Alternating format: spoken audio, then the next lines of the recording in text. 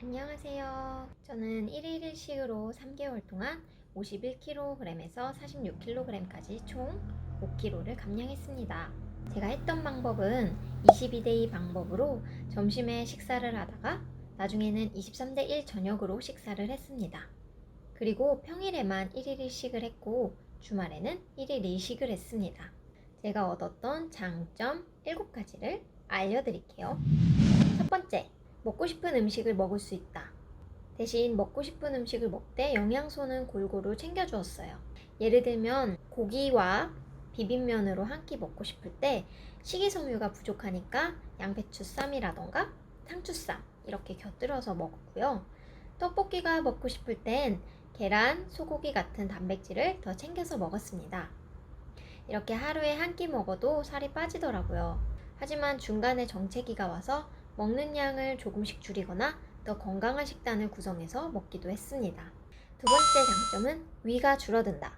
굶다가 밥을 먹으면 보상 심리로 엄청 많이 먹으려고 하는데 생각보다 잘 안 돼요. 그런데 시간이 지나면 지날수록 위가 줄어들어서 포만감이 100%가 넘어가면 기분이 나쁘더라고요. 저는 또 허리 디스크가 있다 보니 배가 너무 부르면 허리가 아프더라고요. 그래서 배부르게 먹었는데 몸이 아프니까 자연스럽게 먹는 양을 조절하게 돼요. 세 번째, 운동의 비중이 적다. 이 이유 때문에 제가 1일 1식을 시작하게 되었는데요. 허리 디스크가 좀 있어서 아무 운동이나 하면 몸이 아픕니다. 그래서 기본적인 생활 운동만 했어요. 가벼운 스트레칭이나 생활 운동만으로도 충분할 것 같습니다. 네 번째, 식비가 줄어듭니다. 세끼 먹던 식사량이 한 끼로 줄잖아요. 그럼 확실히 식비가 줄어들긴 합니다. 물론 한 끼에 먹는 양이 사람마다 조금씩 차이가 있긴 하겠지만 저 같은 경우에는 한 달에 5에서 10만원 정도는 아낄 수 있었어요. 다섯 번째, 개인적인 시간이 많아진다. 한 끼만 식사 준비하고 설거지하면 되니까 확실히 시간적인 여유가 많이 생겼어요. 근데 배고파서 다른 일에 집중하기 어려울 때도 좀 있어요. 그때는 킬링타임용 드라마나 영화를 보면서 단식하기도 했습니다. 여섯 번째, 음식에 대한 감사함이 생겨난다. 굶다가 음식을 먹으면 진짜 맛있습니다. 원래 오이를 그냥 먹기 힘든데 오이마저도 맛있어요. 특히 아삭한 식감이 제일 좋은 것 같아요. 그냥 모든 음식이 너무너무 맛있어서 저절로 감사한 마음이 생겨나게 되더라고요. 일곱 번째, 식습관이 달라진다. 아무래도 하루에 한 끼만 먹다 보니까 골고루 먹기 위해서는 식물성 지방도 챙겨 먹고 GI 낮은 탄수화물 등으로 건강한 식재료를 챙겨서 먹었습니다. 여기까지 장점 7가지를 알아봤고요. 이제 단점 5가지 알려드릴게요. 첫 번째는 힘들다. 그냥 힘들어요.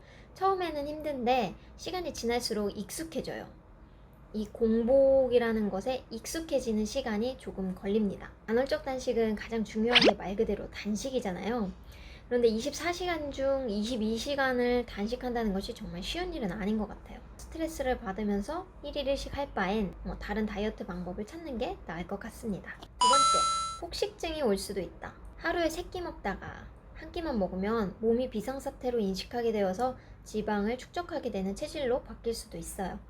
그래서 1일 1식 하다가 폭식증이 와서 며칠 폭식하게 되면 살이 더 잘 찝니다.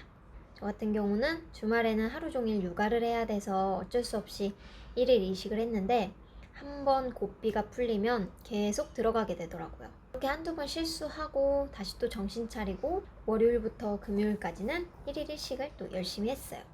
그러면 다행히 몸무게가 다시 돌아오고 금요일쯤에는 빠지는 것을 볼 수 있었어요. 세 번째, 지인들과 약속 시간을 잡는 것이 어렵다.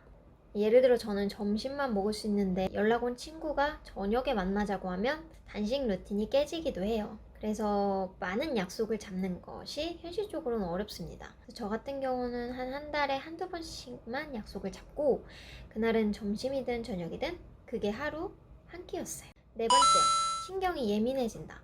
사람이 먹고 싶은데 못 먹으면 예민해집니다. 다른 것에 몰두하지 않으면 무기력해질 수도 있어요.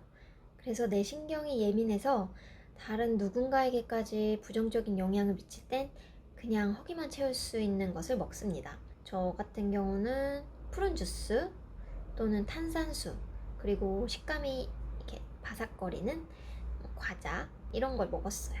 근육과 수분이 빠져나갈 수도 있다. 몸무게는 줄어드는데 그게 근육과 수분이 빠져나가서 일시적으로 몸무게가 줄어든 걸 수도 있다라고 하잖아요. 정확한 측정을 하려면 인바디를 해야 하지만 저는 그냥 체중계와 눈바디로 변화를 확인했어요. 사이즈를 줄이는 게 목표였기 때문에 결과는 만족합니다.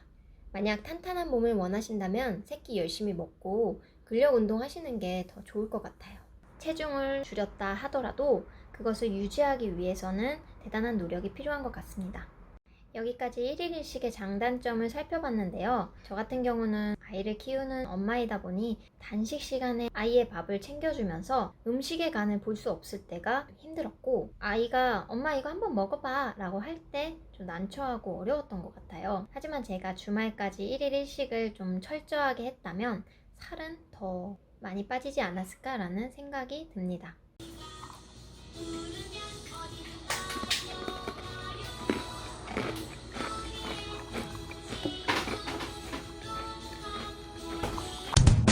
집에 있는 시간이 많은 집순이와 집돌이에게 추천합니다. 꼭 1일 1식이 아니더라도 다른 다이어트 방법들이 많으니 조급해하지 말고 줄어든 몸무게를 내 것으로 만들어 보시길 추천합니다. 지금까지 제 영상을 시청해주셔서 감사합니다. 안녕.